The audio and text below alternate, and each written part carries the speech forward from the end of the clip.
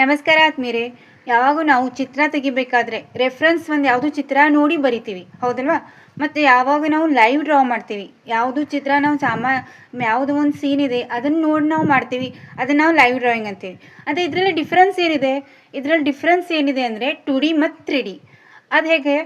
2D ಅಂದರೆ ಅದರಲ್ಲಿ 2 dimension ಬರ್ತವೆ, ಹೈಟ್ ಮತ್ತು ಲೆಂತ್ ಎರಡೂ ಬರ್ತಾವೆ. ಆದರೆ ನಾವು 3Dಯಲ್ಲಿ ತೆಗಿಬೇಕಾದ್ರೆ ಹೈಟ್, ಲೆಂತ್ ಮತ್ತು ವಿಡ್ತ್ ಅದರ ಎಷ್ಟು ಅಗಲಿದೆ, ಉದ್ದಿದೆ, ಅಥವಾ ಜೋಡಿ ಅದರ ಜಾಡಿ ಎಷ್ಟಿದೆ, ಅದು ಎಷ್ಟು ದಪ್ಪಾಗಿದೆ ಇದನ್ನು ಕೂಡ ಬರುತ್ತೆ. ಅದನ್ನ ನಿಮ್ಗೆ ತೋರಿಸ್ಕೊಡ್ತೀನಿ. ಈಗ ನಾವು ಸಿಂಪಲಾಗಿ ಒಂದು ಎಕ್ಸಾಂಪಲ್ ಕೊಡ್ತೀನಿ ನಿಮ್ಗೆ, ನೋಡಿ. ಇನ್ನು ನಾವು ನಿಮ್ಗೆ ಕಪ್ ತೆಗಿಲಿಕ್ಕೆ ಹೇಳಿ, ಇದೇನೈತಿ ಒಂದು ಸಿಂಪಲ್ ಕಪ್ ಇದೆ. ಈ ಥರ ನಾವು ತೆಗಿಲಿಕ್ಕೆ ಹೇಳಿ ನಿಮ್ಗೆ ಸಿಂಪಲ್ ಅನಿಸುತ್ತೆ, ಯಾಕಂದರೆ 2Dಯಲ್ಲಿದೆ, ಇದು ಸಿಂಪಲ್ ಇದೆ.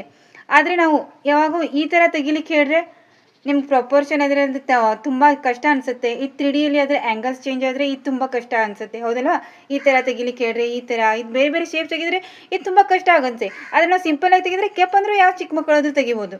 ಆದರೆ ಈ ಥರ ತೆಗಿಬೇಕಾದ್ರೆ ಇಲ್ಲಿ ನಮ್ಮ ಏನಿದೆ, ನಮ್ಮ ಸ್ಟಡಿ, ನಮ್ಮ ಅಭ್ಯಾಸ ನಮ್ಗೆ ಹೆಲ್ಪ್ ಮಾಡುತ್ತೆ.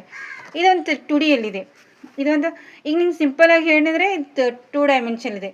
ಆದರೆ ಈ ಥರ ತೆಗಿಬೇಕಾದ್ರೆ ಇದರಲ್ಲಿ ಹೈಟ್, ಲೆಂತ್ ಮತ್ತು ವಿಡ್ತು ಬರುತ್ತೆ. ಇದರಲ್ಲಿ ಆ್ಯಂಗಲ್ಸ್ ಕೂಡ ಬರ್ತಾವೆ, ಆಯಿತಾ? ಆದರೆ ನೋಡಿ, ಅಂತ ಇದಕ್ಕೆ ನಾವು ನೋಡ್ತಾ ಹೋಗೋಣ. ನಾವು ತಿಳ್ಕೊಬೇಕಾದದ್ದು ಮುಖ್ಯ.